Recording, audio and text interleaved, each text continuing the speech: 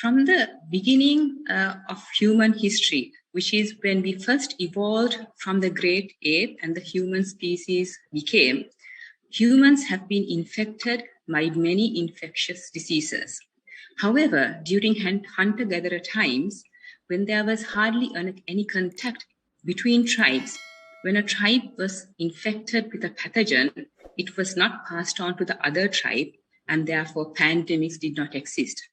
However, as our human population spread across the globe and international travel increased, when a pathogen infected humans in a particular location, it spread like wildfire, causing pandemics. Throughout the human history, there have been numerous pandemics killing millions of human beings. However, 2 pandemics are noteworthy because they resulted in deaths of around 50 million people worldwide. The first such pandemic was Black Death, which was from 1346 to 1353, killing about 25 million in Europe, which is about 30% of the European population, and also around 25 to 75 million in Asia. Then the next such biggest pandemic, which I'm sure all of you are familiar with, is the Spanish flu caused by the influenza virus, occurring in 1918 to 1920. This resulted in around 50 million deaths and about 500 million individuals in the world. That is 1/3 of the world population was infected. So actually the Spanish flu killed more individuals than World War I and World War II combined. So that is the devastation that pandemics can cause. Since 1920, although we did have pandemics, they did not result in devastation of that magnitude because of invention of so many vaccines and the availability of safe and effective antibiotics. Let me show the slide presentation. 2019 December, when we saw this unusual virus infection emerging in China, killing so many Chinese individuals, this mysterious viral infection, later known as SARS-CoV-2, I think at that moment, none of us thought that it would evolve and spread around the world and become what it is today. However, it spread around the world rapidly, and even the world's richest countries with the best resources were very badly affected. And this is a picture from New York Central Park. And because the New York health system was overwhelmed, they had to put up tents in the Central Park to accommodate the increased numbers of patients. And last March 2020, we watched in horror as the Italian hospitals were overwhelmed and hundreds of people died every day. And in the UK, in the second wave, which was from 2020 November to 2021 February, UK recorded the highest death rates in the world so far, with about 18 million deaths per million individuals. However, although in 2020, the pandemic mainly affected European countries, most of the Asian countries were not affected to that extent, and many of the Asian countries were congratulating themselves about how well they are doing. For instance, India, in February this year, this is a news appearing on the 22nd of February, states, not only did India keep running a successful fight against COVID, but it set an example in front of the world for what work can be done during COVID. But of course, this celebration was short-lived. As we know later, the Delta wave engulfed India, killing so many individuals. And although India officially recorded more than 414,000 deaths, later research showed that actually 4 million Indians perished in this Delta wave. And since then, of course, Delta has spread around the globe and continues to cause devastation in 2021, the year we thought we would get rid of COVID-19. And from the onset of the pandemic, many scientists and global leaders recognize that when we face a pandemic situation like this, we will have to collaborate or we will be eliminated. And for the first time, there was unprecedented cooperation between global scientists. There were websites and data sharing platforms where scientists from all over the world were uploading their genetic sequences so that these genomic sequences of the virus were widely available to all scientists in the world to act fast and to understand the emerging variants. The world's biggest clinical trial took off. And as a result of that biggest clinical trial, today we know that we have 2 effective treatments for treating patients with severe COVID. And we also know what doesn't work for COVID, like hydroxychloroquine. Within less than a year, several COVID vaccines were developed and now are being used worldwide, and more than 1 billion doses have been given to individuals everywhere. And usually when you do research, one of the major constraints is funding. But in this instance, all the global funding bodies like the WHO, UN, Gates Foundation, pumped in enough money, more than enough money to get on with research. And at the beginning of this pandemic, there were so many questions that we needed to answer. For instance, regarding the virus, will the virus mutate? Will such mutations affect vaccine efficacy? How fast does the virus evolve? Regarding infections, of course, why do only some individuals develop severe disease? What are the markers of severe disease? Is there a way we can find out who will develop severe disease? Why do individuals die of COVID-19? Once infected, can people get reinfected? How long do antibodies last for? And are other aspects of the immune system important in reducing disease severity? So everybody was scrambling to find answers to these questions. And of course, our laboratory had genomic sequencing facilities before the COVID outbreak hit us. And thanks to Dr. Chandima Jeevandara, who was instrumental in developing these labs and making sure that the infrastructures were in place, we could establish and start genomic sequencing from detection of the very first patient in Sri Lanka. And we have done so up to now. And leading world journals like Nature has highlighted our genomic sequencing, comparing our sequencing to other countries in the region. And of course, we have been giving all this data not only to the rest of the world by uploading in the genomic website I showed, but we have been sharing or giving this data to the Ministry of Health and other policymakers to make decisions, and also giving this information to the general public so they understand what is happening in Sri Lanka. And apart from the virus, there were many other questions to answer.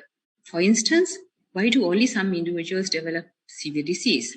Can we find certain disease markers that can predict who develops severe disease? Can we find markers so that we understand what is going on to develop drug targets? What are the immune responses like? And can we compare this COVID-19 with other infectious diseases like dengue? We had been working on dengue for a long time, and we had clinical trials ongoing for dengue before the pandemic. So we were interested to know whether we could repurpose drugs. And because of dengue, we had established very strong relationships with certain individuals and institutions like Dr. Ananda Vijay Vikrama. We had been very closely working with him since 2007. And our team was visiting this hospital on a daily basis since 2014. And since we had a very strong ongoing relationship working on dengue, it was natural for us to start using these resources to answer these very crucial questions regarding COVID-19. And of course, if you're going to do cutting research on COVID-19, you need to put the best brains together. And this is my supervisor, Professor Graham Mogg. And although I finished my PhD in December 2007, and since it's 14 years, he's still my mentor and supports me in the same manner. And we had been working on dengue together for a long time. So he was here in February 2020, before COVID hit Sri Lanka, but all of us knew it was just a matter of time. And that is when we planned all the COVID studies and applied for ethics in March itself. And these studies between us and University of Oxford was highlighted in Oxford websites. And because of these ongoing studies, we were able to obtain early funding from the Foreign and Commonwealth Office at the British High Commission so that we could, our studies could take off. And apart from University of Oxford, we were collaborating with many other leading universities in the world, like Duke NUS. And I had just visited that university to expand our research on dengue, and Professor Limpavan and his group were already working on coronaviruses. So because of these collaborations, certain assays were available to us to use for research before they were available to the rest of the world. These were available to us soon after development. And we successfully used all these assays for research. And before COVID-19 came, we were doing dengue PCRs and PCRs for so many other viruses. So it was only natural for us to work on COVID as well and do PCRs for COVID. Initially, although we started doing PCRs for the National Institute of Infectious Diseases, also known as IDH, the Sri Jayawardenepura General Hospital, Colombo Hospital, and many other hospitals, most of the outbreak that happened in the first wave and the second wave was in the Colombo Municipality Council. So we developed very strong relationships with Dr. Ruwan Wijayamuni and Dr. Dinu Guruge, which we continue to have. And with these relationships, we were able to build up on these relationships to do further studies in the community. And the findings of these initial studies showed how long antibodies last in those with mild illness compared to severe illness. And in the CMC, where we detect the largest number of cases, especially in the second wave, how many asymptomatic infections were there and how many individuals got infected unknowingly. And also we were able to find disease markers of severe disease, including interleukin-6, and we know that there is a drug already used for blocking IL-6. And these research were published in Nature journals and in other journals as well. However, these early studies on disease pathogenesis, we did not continue after that. The reason is, by this time, USA, Europe, and many developed countries were working a lot on this angle. And with the availability of funds and their resources, we knew that they will be finding answers to these questions way before we did. So it was a waste of time if we also concentrated on the same when we knew that somebody will be coming out with the results way before us. So instead, we concentrated on something very important, which is vaccine studies. And we know that new vaccines with novel technology was used for the first time in the world for COVID-19. But there were many questions regarding these vaccines. What is the duration of immunity? How is the immune responses in the real life compared to clinical trials? And when these vaccines were developed, we did not have any variants. So how do these vaccines work for variants? And there was very limited data for certain vaccines like Sinopharm and Sputnik in different populations, age groups, and for variants. So it was very important that we did this research. And we know that initially the vaccines, the Covishield vaccine was given to healthcare workers because they were in the priority list. So we initially studied the immune responses to the Covishield vaccine, and we have a large team of individuals working day and night, weekends, so that we can generate data very fast and make this data available to the rest of the world. And these initial studies of the immunogenicity of the Covishield vaccine was published in Nature Communications. However, there were other important vaccines and so many questions regarding Sinopharm. For instance, a lot of people did want to know how well do people respond to these vaccines? How well does this vaccine compare with other so-called Western vaccines, such as the Covishield or AstraZeneca, Moderna and Pfizer?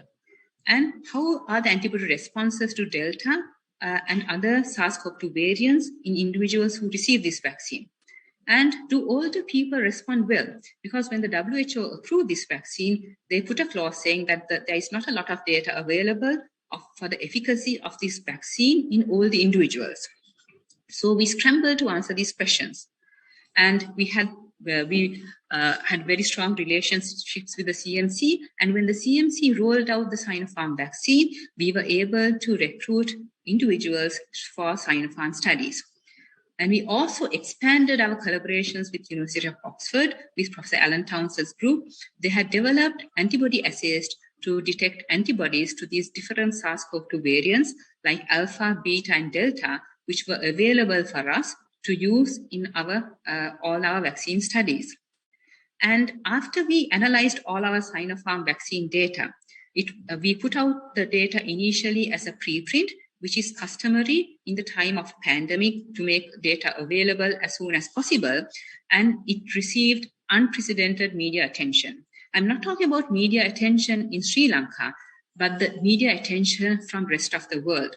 So you can imagine how important these research findings were when we were highlighted in over 43 international media outlets. And depending on which media was highlighting our research, the headlines changed. So for instance, the China Daily reported that Sri Lanka study shows Sinopharm's COVID jab very effective against the virus, including the Delta strain.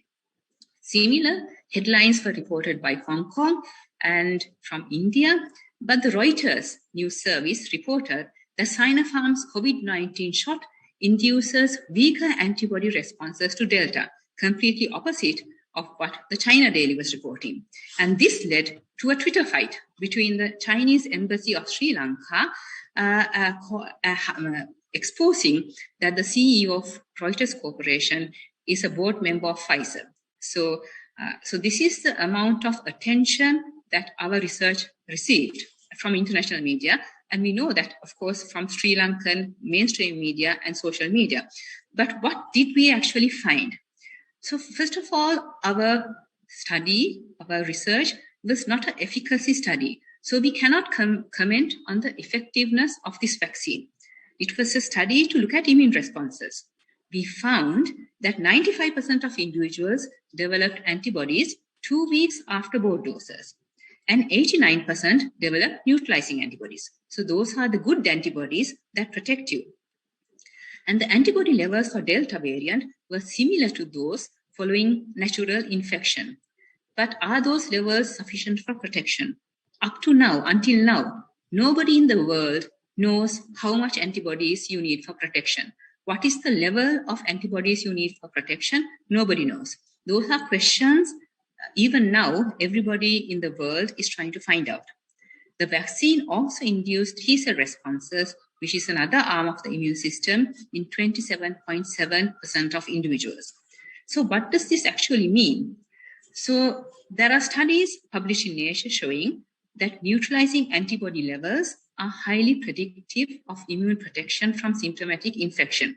So the fact that 89% of individuals develop neutralizing antibodies is good news, but based on our study, we cannot draw conclusions about the effectiveness or the efficacy of the Sinopharm vaccine, and clinical trials are required for that. Of course, with all these vaccines, there was a lot of vaccine politics. The European Union, Canada, Australia, and New Zealand were not accepting the Chinese vaccines and the Covishield, which is the same as the AstraZeneca, those who received these vaccines as fully vaccinated. WHO, of course, started challenging them because the WHO had approved all these vaccines. And so this battle goes on. It will be interesting to see what happens when countries starting opening up, because after all, in the European Union region, Chinese tourists are the main category of tourists. So let's see how this vaccine politics unfolds. However, the really ugly side of vaccine politics is hoarding of vaccines from developed countries. And they have ordered so much in excess that very soon these vaccines are going to expire. We are talking about 3.7 billion doses of Pfizer, 1.7 billion doses of Moderna, 1.1 billion doses of AstraZeneca. That's a large amount of vaccines that are going to be wasted without being shared with the rest of the world. So I think it's really important for countries like ours, where we could, we are doing an excellent program, but still obtain these surplus vaccines to be used in our country. Now, of course, going forward from here, how can we use research and innovation to take us forward to win the battle against COVID-19? I think everybody knows that Sri Lanka is now in not a so good situation. We have a very high death rate per million population. Our hospitals are overcrowded. We hardly have adequate ICU facilities and high dependency unit. So we are in a grave situation. But how can we move forward from here? And that is the most important question that we need to answer right now. And as I just showed you at the beginning, everybody has made mistakes. This is a new virus that suddenly came out of nowhere. So the world's richest countries with the best resources made mistakes. And as a result, thousands and thousands of people died. Then countries that were congratulating themselves and were hailed as the best countries of COVID control, like Vietnam, is now seeing a surge of COVID-19. For instance, yesterday, the total number of cases in Vietnam was almost 13,000, with deaths exceeding 300. So Vietnam, which was one of the most examples to the rest of the world, is not doing so well. So many other countries that were examples are not doing so well because everybody makes mistakes. But the important thing is we need to learn from these mistakes and move forward. The most important thing is to be proactive and not reactive. Perhaps in Sri Lanka, we have been more reactive rather than proactive. When we see large number of cases or deaths, then we react. But we have to change our strategy if we are to move forward with COVID-19. So for instance, these two arrows shows when the first outbreak, second wave, Brandix cluster was declining, and we opened up for the new year and we had a lot of tamashas. And early April, we detected something like the alpha variant, which was confirmed as the alpha variant on the 21st of April. But maybe certain measures were taken too late. We saw a rapid surge in the number of cases. And during the lockdown, unfortunately, we went to a lockdown. Lockdowns, of course, should be the last resort. But unfortunately, we had to take that decision possibly. And during the lockdown, we detected the Delta variant in the community. This was by completely randomly. And given the very limited sequencing we are doing, when we detect a case of Delta in the community, we know that at least there should be 100 or 1,000 more cases. But of course, we relaxed, which we should do. But I wonder whether the relaxation was done in a scientific manner. And as a result of that, we are facing what we are facing today. And we have been forced to go into a lockdown. So, which should not be the right strategy. So we need to anticipate, plan, and act swiftly. There are many experts in universities and in Sri Lanka who can very effectively do modeling. They can predict the course of the outbreak, how the number of cases increase, how the number of deaths increase. But we can't just take one set of individuals, not just mathematical modeling experts or infectious diseases experts. We need financial forecasting experts. We need economists, because when you just take one sector of people, their predictions don't involve the other sector. We know that Sri Lanka is in a very grave economical situation. So when we plan strategies, we need multidisciplinary approach. So if only a particular group of experts are making recommendations, then such recommendations would be the way they see things. For instance, if infectious diseases specialists in hospital only make recommendations, they would be seeing what is happening in hospitals. They would not know the economical and financial implications of certain strategies. If epidemiologists are making recommendations, they might not see exactly what is going on in hospitals and also have no idea of the economical crisis. But if only financial experts are making recommendations, they would not have no idea what is going in hospitals. So all these experts should come together and sit together, discuss things and make recommendations, so to take the best approach for a country like Sri Lanka. And of course, collection and dissemination of accurate data is most important. At this day and age, when technology is so developed, that cannot be very hard. There are many experts who can help for this. And we know that COVID-19 is here to stay. We cannot get rid of it. So like what we are seeing with dengue and influenza, we know that we get dengue outbreaks, And when we see dengue outbreaks are emerging, we rapidly do vector control, cleaning gardens, spraying, and all those activities to try and curb the outbreak. Similarly, we need absolutely accurate data to understand when and where COVID is emerging, to allocate proper resources and control such outbreaks. Without accurate data, it is difficult to move forward. And most importantly, we need this accurate data to educate the public, so win their trust so that they can be responsible. And knowing that COVID-19 is here to stay, if it was here for a month or two, maybe we can take drastic measures where we forcefully do certain actions to control the pandemic. However, we know that COVID is here to stay, so it's going to be endemic. It is already endemic, so we have to have sustainable approaches to deal with the outbreaks. The key is empowering the public and empowering the communities. Otherwise, without the public support or giving the responsibilities to the public, we cannot proceed. And if we take Sri Lanka has a history of dealing with outbreaks. When we look at our traditional knowledge, outbreaks like chickenpox and other infectious diseases have been controlled, and houses which have these outbreaks hang neem leaves to alert the neighbors that there is an outbreak here and undergo 14 days quarantine. We can use this traditional knowledge to move forward. However, all traditional knowledge is not the same. There could be very effective traditional medicine which can cure COVID. Similarly, there could be very good Western medicine which effectively cure COVID. However, even though it could be traditional or Western, and just because it might not cause any harm, without proper scientific data, it would be wrong to recommend these for COVID treatment without scientific evidence. It can cause more harm than do good.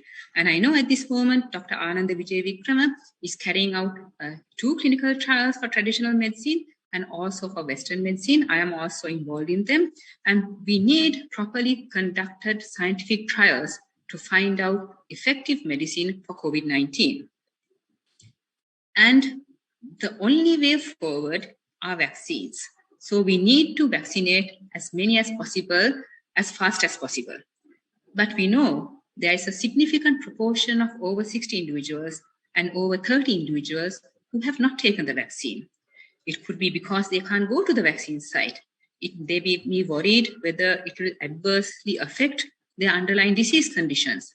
Maybe they believe that because they're at home, they're safe. Then the myths about fertility, impotence, inserting chips, or waiting for a better vaccines. These issues can only be addressed by public education. And if we look at the Sri Lanka's vaccine program, it is one of the best in the world. The Sri Lankan childhood vaccination program is the best, if not the best, and none of the Western countries have the similar coverage as Sri Lanka when it comes to childhood infectious diseases, nor do many other countries in our region. And Sri Lanka has been able to achieve this by proper communication and educating public because of our extremely good primary care and public health service. And another aspect that has been ignored is mental health. Children are at home. They haven't gone to school for almost 2 years. University students are at home. People have lost their livelihood. People are isolated from their loved ones. People are falling sick, and when they go to hospital, their loved ones cannot visit them. So this is taking a huge toll on the mental health. If these are not acknowledged and addressed right now, they will have very long-lasting consequences. So this is something important that needs to be addressed right now. And of course, COVID-19 won't last like this forever, although we will have ups and downs. So when we relax the restrictions, we should start tourism. All these things should be done in a scientific manner. It should not be based on who makes the biggest noise or who knows who. So when we relax, everything should be based on science so that we don't have to go back and start enforcing restrictions. And I think the most important thing the world has learned from this pandemic is countries might have military strength in the form of the best missiles, the best nuclear warheads, but they are useless when it comes to fighting with these invisible threats. So unless, and all countries we know, invest heavily on defense, building the best weapons and so on, and increasing military strength, but countries' investment on science and technology has been limited. And because of that, we are susceptible for all these invisible threats. And when we look at the world history from the beginning, at all times, infectious diseases has caused more loss to life and the economies than all the world wars and other wars and terrorist attacks. So we should invest on science and technology. And if you look at the last 20 years, from 1980, 70 to 80% of emerging and re-emerging infectious diseases are from animal origin. So this One Health approach is extremely important with the deforestation, climate change, and unusual interactions between humans and animals that did not exist earlier. More and more human and animal viruses and pathogens will infect humans. So we need a One Health approach where we look after environmental health, animal health, in order to look after human health. So we have to be prepared for these invisible threats, which are the deadliest. So finally, to end, we need to anticipate and act swiftly. We have to strengthen intelligence to rapidly be alert for new emerging variants and pathogens to take swift action. Vaccination is the solution, and that can only be done by proper public education. And if we are to move forward, empowering the public and community engagement is the key to success.